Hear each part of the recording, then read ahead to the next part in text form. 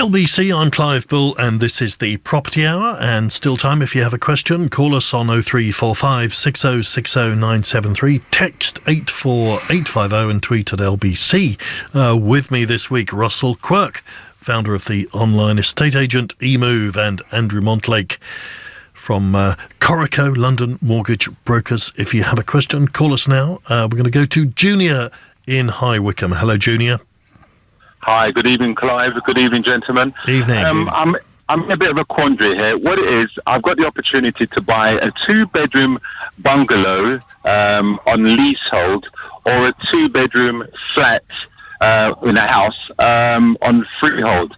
I'm just wondering which would be the better option for me, and indeed long-term, residual value and so forth. Yeah, hi, Junior. Are you sure that's the right way round? Yeah, I was just thinking that. It's quite unusual that the bungalow would be leasehold. I mean, they can be, but very unusual that a flat would be freehold. So rather than it being leasehold, whereby you can also, though, perhaps buy a share of the freehold. So it's definitely that way round, is it? Yeah, well, I know the bungalow is definitely freehold because it belongs to somebody. And no, hang on. You just said the bungalow was freehold, yeah? No, sorry, the bungalow is leasehold. Leasehold. Yeah, okay. Yeah. Right. Yeah, it belongs to somebody, and I'm kind of buying into it, sort of thing. Okay. But it's the house, because I don't want to live in a block of flats, because as one of your callers said, it's when you get to insurance, building content. I just want to buy a house, which would be better for me. But I can only buy the freehold part of the house, the 2-bedroom part. So I don't know which way to go. Well, there is another option, Junior, that you don't buy either of them, and you buy a freehold house or bungalow, I guess. Just go down the middle. Well, no, just buy a different property. I mean, you're not restricted, presumably, to either buying the flat or that particular leasehold bungalow. I mean, I'd be really careful with the leasehold. I get very suspicious of any house or bungalow that is leasehold. And in fact, yes.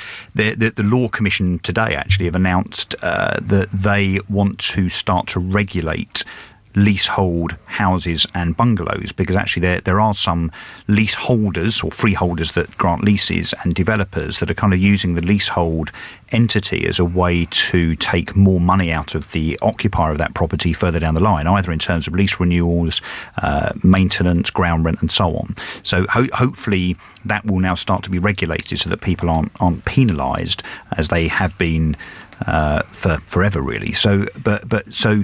But on the other hand, when it comes to buying flats, generally they are leasehold. And then, of course, you need to look out for unexpired lease terms. So don't go buying something that's only got 50 or 60 years left on the lease. And in fact, if you go for a mortgage, it's very unlikely that you'll get a mortgage with an unexpired lease less than 75 years. I mean, honestly, my advice, Junior, would be keep looking.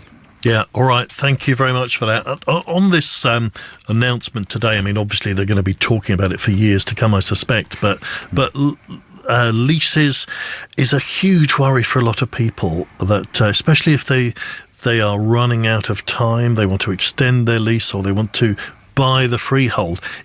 It seems, I mean, we get a lot of calls on this program about it. It feels like it's a very complicated business. It would be a good idea, wouldn't it, to make it much simpler? It would, and generally there's no reason why a house or a bungalow should be leasehold. And you know, the cynic in me would say that anyone that's selling from new a leasehold house or bungalow, it's because they're looking to make money out of it further down the line. So often what the developers will do is to take the leasehold entities from the development that they sell entirely and sell it to a company for a profit. That company then, when it comes to that lease becoming shorter, of course will then go to the occupant of that property and ask them for an extortionate amount of money. Often, I mean, you hear some real horror stories of lease extensions costing anything, you know, upwards of £5,000 or £10,000. And of course, as the leaseholder, you've got a gun to your head. So this regulation, this change cannot happen fast enough. Yeah, one of the ideas I think was to make it really simple, like it might be just 10 times what the ground rent is or something like that. So this is I mean, you're able to opt to buy the freehold in most circumstances, but it takes ages, it's very complicated. So by having a mechanism in place, which is, yes, if the ground rent is £30 per annum, make the value of that freehold purchase a direct multiple of that ground rent. So, and that makes absolute perfect sense, because then everybody knows where they stand. Does it make a difference with lenders whether something's freehold or leasehold? It makes a difference when, in that situation that Russell was describing, if you're buying a new build property now and it is leasehold, yes, then probably The reason they're doing that is to make money further down the line, and lenders are aware of that. And a lot of them now have stopped lending on those types of properties because they think there's a potential for costs to rise over 5, 10, 15, 20 years, which would mean that the property then wouldn't be saleable. So that's something that they're trying to crack down on and make illegal. And actually, this is very apt now because there are a lot of properties, especially in places like London, where leases are dipping under 70 years now. So we get a lot of calls with people worried that then they won't be able to remortgage if your lease is under 70 years, and how do they extend it? There are lenders who will lend on properties with leases under 70 years, but it is something that there is a cost down the line to bear in mind. I noticed something on one of the popular online portals, not your one, Russell, but I've noticed, looking through some properties recently, I'm thinking, oh, they're very cheap. And then I looked more closely. It was like a house for £20,000. You think, well, that can't be right. They made a mistake. Shared ownership? No, it wasn't shared ownership. They were just selling the freehold.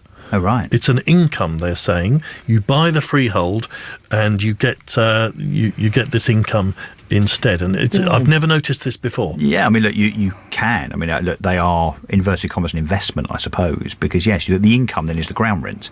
And, of course, if you're unscrupulous, you can try and find a way to increase the ground rent where the poor occupant then has to pay that.